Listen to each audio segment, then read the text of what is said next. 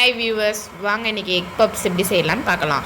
அதுக்கு மைதா மாவோட உப்பு மற்றும் எண்ணெய் மற்றும் தண்ணீர் கலந்து பிசைந்து வச்சு ஒரு அரை மணி நேரம் ஊற வச்சுட்டேன்.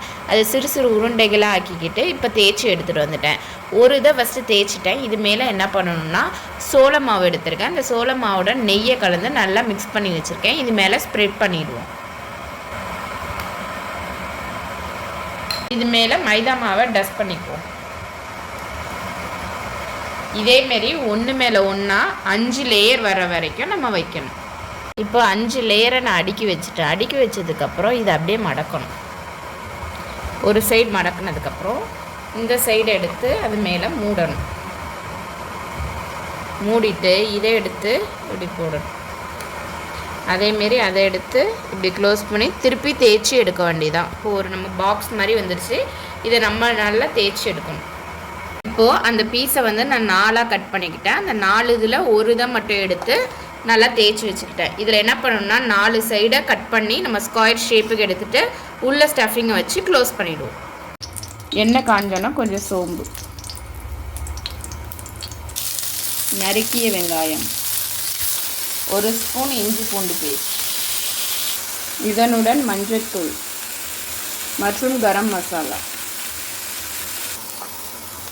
தேவைக்கேற்ப உப்பு, காரத்துக்கு ஏற்றாற்போல் மிளகாய்த்தூள்.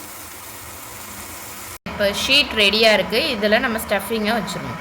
வச்சுட்டு இது மேலே ஒரு 1/2 எக்கை வச்சுருவோம்.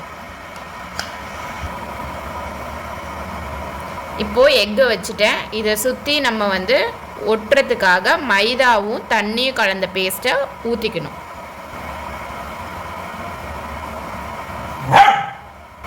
இப்போ நம்ம க்ளோஸ் பண்ணிடலாம். இப்படி ஒரு மடிப்பு, இப்படி ஒரு மடிப்பு, அடுத்தது இப்படி ஒரு மடிப்பு, அப்புறம் இப்படி ஒரு மடிப்பு.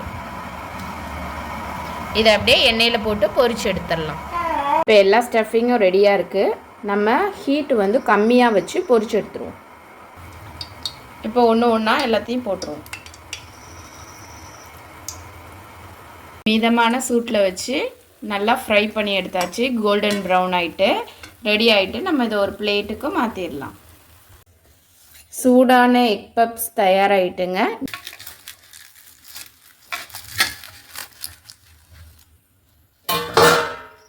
எவ்வளோ சூப்பராக கிறிஸ்பியாக வந்திருக்கு பாருங்கள். லேயர்ஸ் தெரியுதா உங்களுக்கு? அப்படியே கடையில் உள்ள மாதிரியே வந்திருக்கு. நீங்களும் இதை ட்ரை பண்ணிவிட்டு எப்படி வந்துச்சுன்னா கமெண்ட் பண்ணுங்கள், லைக் பண்ணுங்கள், ஷேர் பண்ணுங்கள். மறக்காமல் எங்கள் சேனலை சப்ஸ்கிரைப் பண்ணிவிடுங்க.